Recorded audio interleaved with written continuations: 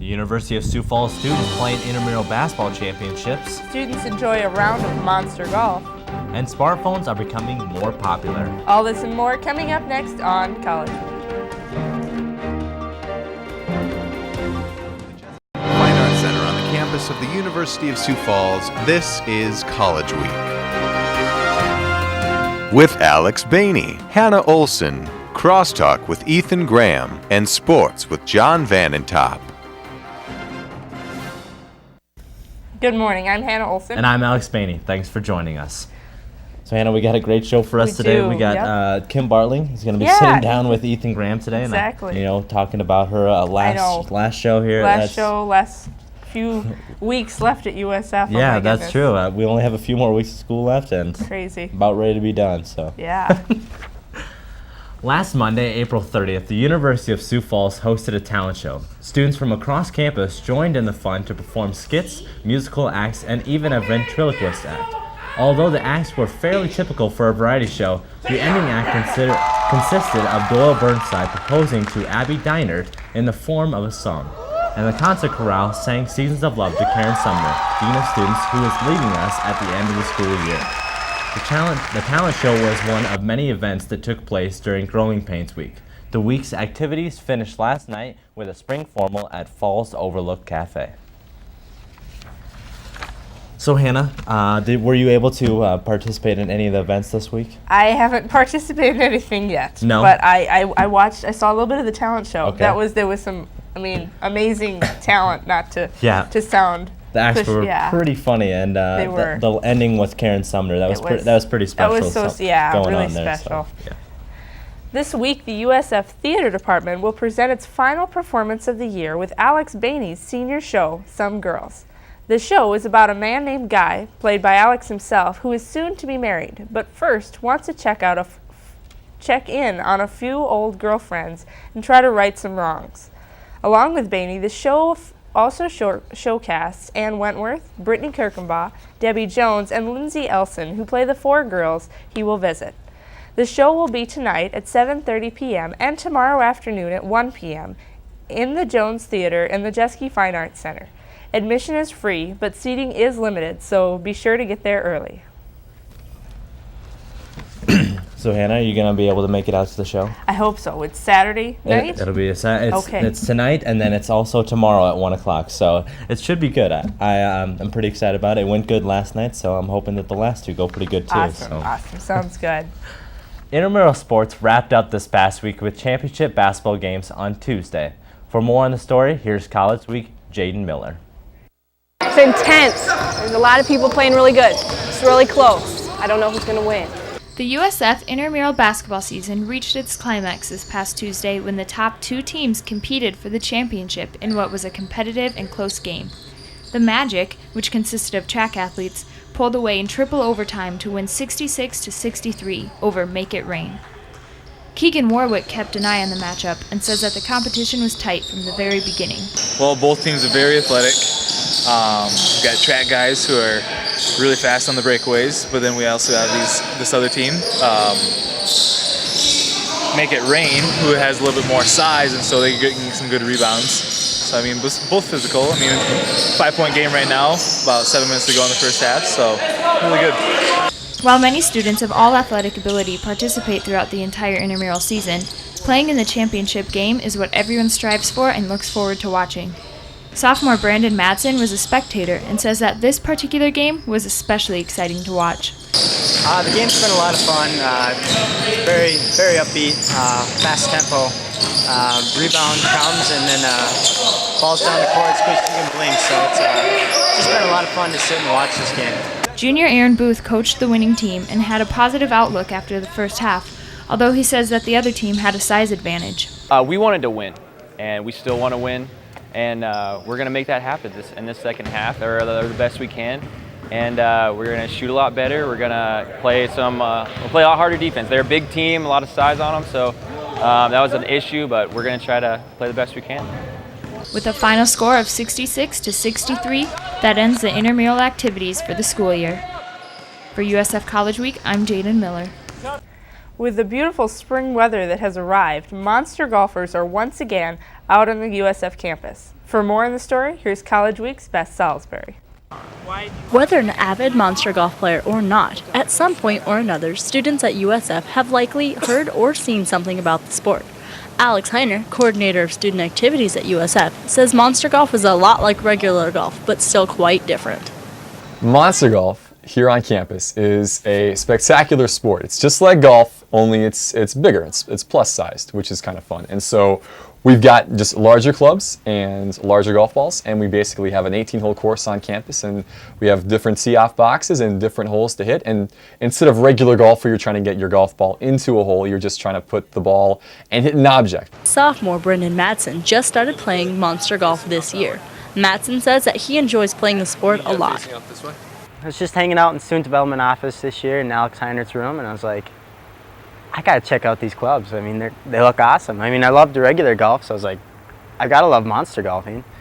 So, you know, we took out the club and the ball, and I was like, this is awesome. Like, I loved it. There's a different adrenaline rush, I guess you get compared to regular golf to monster golf, but it's addicting. I've been playing just about every day the last 2-3 weeks here, so it's been a real blast. Heiner says that monster golf made its first appearance after a mini golf tournament 8 years ago.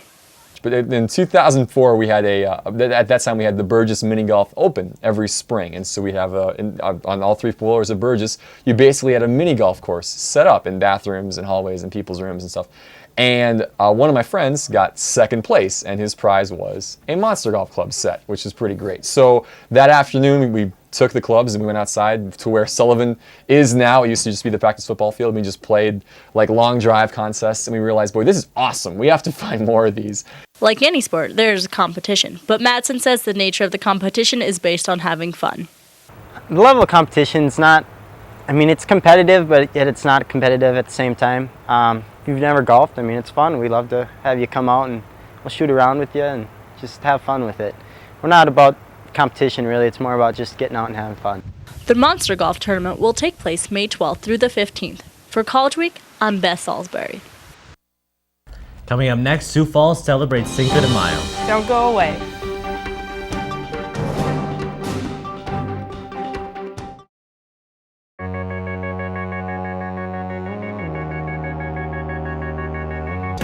Academic excellence, inspired talent, Christian values, athletic champions. This is the University of Sioux Falls. Proud to be with you the whole way.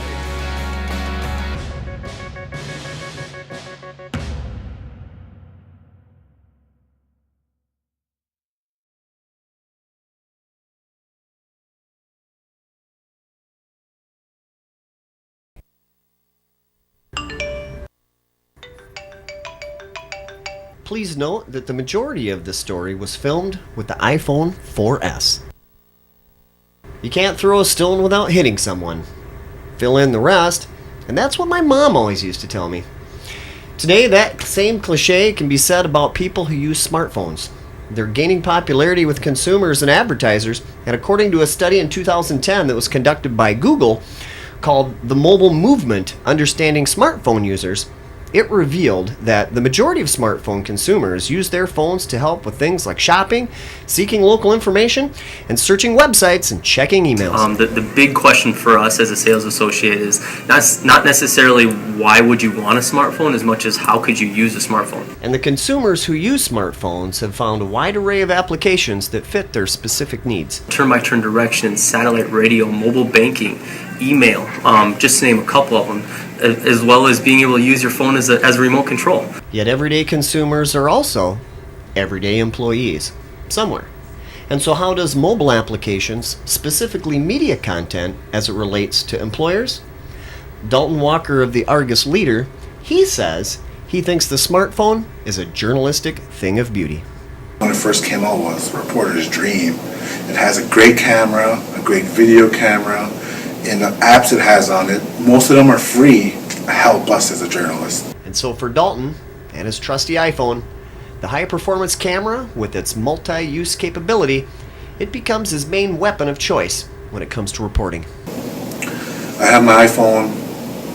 This is my go-to tool because it can do video, photography, tweets, email, text message. I can even use it old-fashionedly and call somebody. That's my initial tool. That is for my initial reporting on anything. So where does all of this smartphone extreme versatility and multimedia content capability leave us? Well, I'm not exactly sure.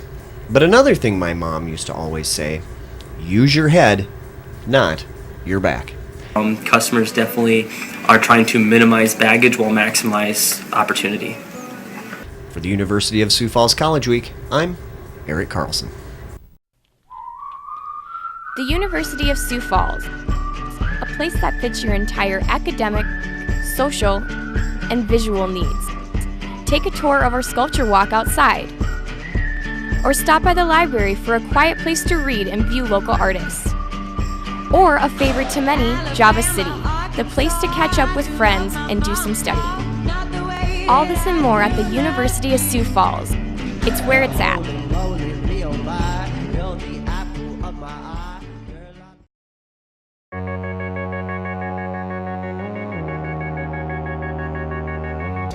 Academic excellence, inspired talent, Christian values, athletic champions.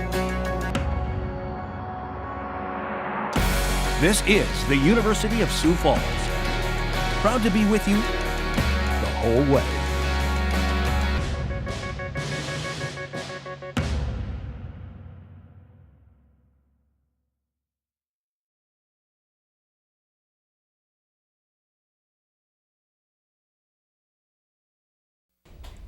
Good morning and welcome to another edition of USF Crosstalk. I'm Ethan Graham and I'm sitting down this morning with Kim Bartling. Good morning, Kim. Good morning. So Kim, it's kind of the close of your career here at USF, but I know one of the last productions you guys have done is West Side Story. Yes. Can you tell me a little bit about what is West Side Story about and kind of what that looks like for you guys? How did you it was run? our final production, or at least my final production. We do have one acts that are coming up this next week, so there are more shows coming, but it was my 100th production and my last production at USF. So, and it is basically Romeo and Juliet and set in the Upper West Side, or the West Side of New York City in 1957. So it's just I'd say a modern twist, but certainly in 1957 you guys are thinking it might as well be Shakespeare. So it's, but we did set it in 1957. We took a little different take on it. We did it a little more edgier, a little more gritty, and pretty proud of the production. Great students. Students just knocked it out. Okay, well, as far as the set goes, I know some sets have been more flashy as far as spectacle goes. How did that look for West Side Story? Well, I because it was my final show here, I wanted to have my fingers in all of it, so I actually did design this particular set. And all of my students are taught they have to have tangible metaphor before they start with a production. And my tangible metaphor was the idea of scraps, that these are scrappy young men, and in a time where somewhat they've been thrown away like scraps with their parents, which is coming off World War II, so parents are readjusting to a different type of lifestyle. A lot of mothers in the workplace, fathers maybe at home feeling a little scrappy themselves after coming home from war. And so these young men are looking for a place to be, and so we talk about taking the scraps and they're trying to find a fabric of a family, and they find it in the streets of New York with their gangs. Okay, well, as far as the people that were involved in this, I heard it was like a great number, and who was all involved? Well, we have a cast over 50, so if I started naming them, I don't know if we'd get done in time, but the lead roles, of course, are the Romeo and Juliet roles, of course. That's Tony and Maria, and Tony was played by T.J. Polzin, and Maria was played by Anne Wentworth. Also, then there's other roles. The other probably three primaries are Riff, played by Nathan Woodward, Bernardo, played by Colin Koth, and Anita, played by Anna Tvet. Okay. Yeah. And now, as far as dance numbers go, were there a lot of that involved? And what did that look like as far as preparation? I guess? Well, it is a dance and song musical, and so Rebecca Merriman, who is a USF grad, she also, after graduating from USF, went on to be the RD of Sullivan Hall, has been our choreographer for the past 4 years, and together I think we make a pretty good team. We talk the same language, we enjoy each other immensely. One of us is always thinking it, so she just really outdid herself with the choreography. She did use a lot of the original choreography. She wanted the students to be able to actually dance the steps of Jerome Robbins, but she also added her own flair to many of the numbers too. So the spectacle in this case really was the dance. And Kim, as far as it was your 100th production, how did you feel about West Side Story overall? Did you feel like it went well? It was everything I wanted it to be. I kept saying it's going to be grand, it's going to be grand, and it was grand. From, again, the spectacle of an entire false proscenium wall coming down in all of fabric to the performances. These students are the real deal. In fact, people like Ann Wentworth are hitting the streets in New York starting in June. So it was, I think, as professional as you're going to find in this area for a college production. Okay, well, as far as overall, your time here at USF, how would you feel like it's been? 14 years, sum it up. I will forever love the students at the University of Sioux Falls. They have taught me more than I could possibly ever brought to any classroom or stage. So yeah, I think that's it. I've become a student of life because of my students themselves. Well, Kim, thank you so much for joining me this morning, and that wraps up another edition of USF Crosstalk. Coming up next, we have the Sports Roundtable. So thanks again. Kim, thanks for being here.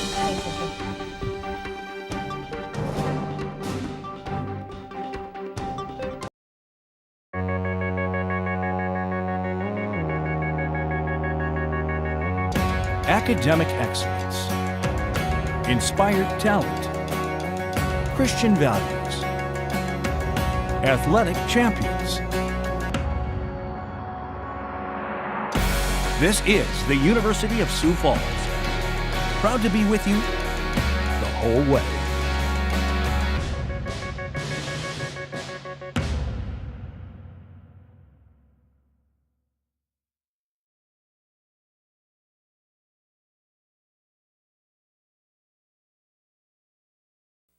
Welcome to another edition of the College Week Sports Roundtable. I'm Sarah Bettinger alongside John Vandentop, Alex Bainey, and Sam Tastad. And today we're going to recap the 2012 NFL Draft, which just took place. I can't believe, guys, another year, another draft has come and gone. Done.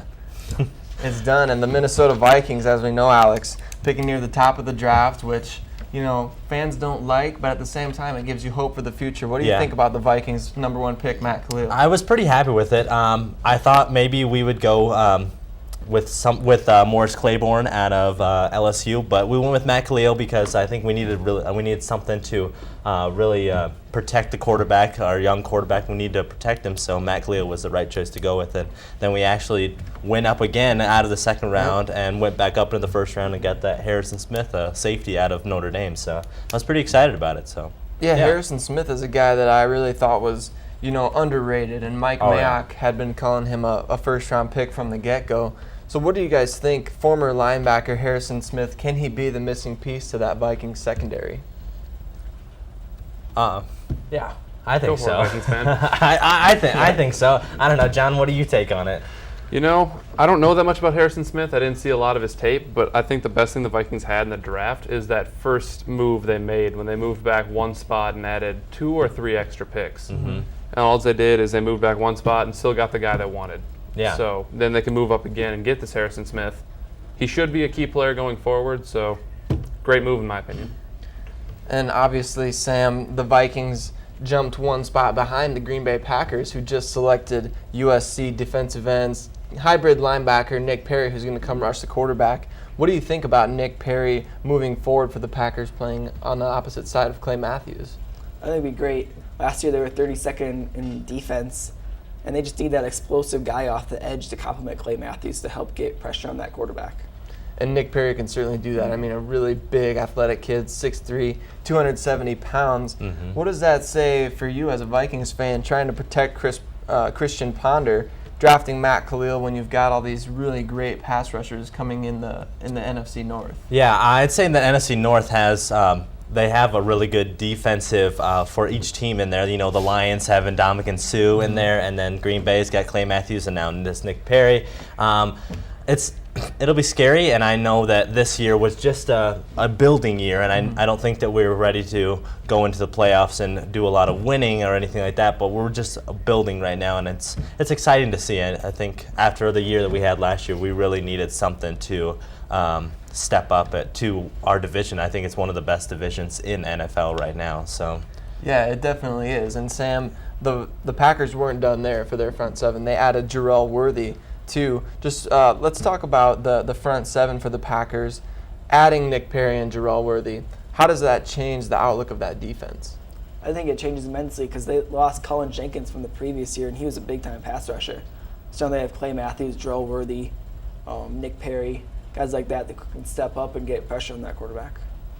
And speaking of quarterbacks, John, you and I were a bit surprised on the second day of the draft when the Broncos used their second pick on quarterback Brock Osweiler. Not a bad player, but just an interesting pick given the fact that they spent so much money on Peyton Manning. What's your thoughts on the Osweiler pick? You know, I'm not really sure what to think. I understand why we went out and got a quarterback because, you know, when Peyton Manning's contract is done, he's probably going to retire. So we have a quarterback already ready to learn behind Peyton Manning. So that's always a good thing to have. But this guy's 6'8". I don't know a single quarterback that's ever been successful in the NFL that's that tall. So I'm hoping he's going to be the first one. That's what I'm banking on. Might as well be. I mean, a former basketball player, when we talk about tall quarterbacks, names that come to my mind are like Ryan Mallett, for instance, he's about as good an athlete as I am, and that's not saying much. So I mean, I'm gonna go out on a limb here and say that the former basketball player Brock Osweiler has a better chance of succeeding in the NFL just because he is a good athlete. He's a smart kid. Got to watch his Gruden quarterback camp, which was really interesting. If you guys haven't got a chance to check that out, make sure you do. But what do you think about the Broncos' first pick? It hasn't been, their pattern in recent years to take defensive tackles first, but they finally did that this year. They went out, they got the Big East Defensive Player of the Year, Derek Wolfe. Just talk about that addition to the defense and how it changes the Broncos' defensive front. Yeah, like you said, Derek Wolfe, Defensive Player of the Year for the Big East? Big East, yeah. Out of Cincinnati. We addressed a really big need we needed on defense. Obviously, we had a huge hole at defensive tackle. So we went out and got what we felt was the best player available at the position we needed the most help at. So I think it's a great move, even though NFL.com has him graded as a 48.5 out of 100. I think he's going to be a lot better than that, in my opinion, but I might be a little biased. Yeah, and the Broncos' defense wasn't that bad to begin with, so even adding more to that, I think, is even a plus at that. So, yeah, the Broncos' defense has a couple of really great pass rushers. Elvis Dumervil and obviously Von Miller, both in the Pro Bowl last year. So I think a guy like Derek Wolfe can come in and do what they're going to ask him to do, collapse the pocket, make plays like that. What do you think, Sam, about the addition of Dale Moss, who we had the opportunity to interview and talk with and spend some time with? He's going to the Green Bay Packers and signed as an undrafted free agent. I think that's a really interesting situation for him. Yeah, he's a really fast, speedy guy. Their wide receiver class is deep, so I'm not sure if he can make the team, but hopefully, I really hope he does, because at least make the practice squad. Yeah, I think he has a good chance of that, because like you said, the Packers are really deep at receiver, but it'll be interesting to see. I mean, I'm excited for this season. Yeah, I think with the draft this year was very interesting. The first two taken were quarterbacks, and then so I think it'll be interesting to see what happens in the draft or happens in the season after the draft is over and everything. So. Well, we're always interested in anything sports here, and that wraps up another edition of the College Week Sports Roundtable. I'm Sarah Bettinger. For all these guys, have a great day.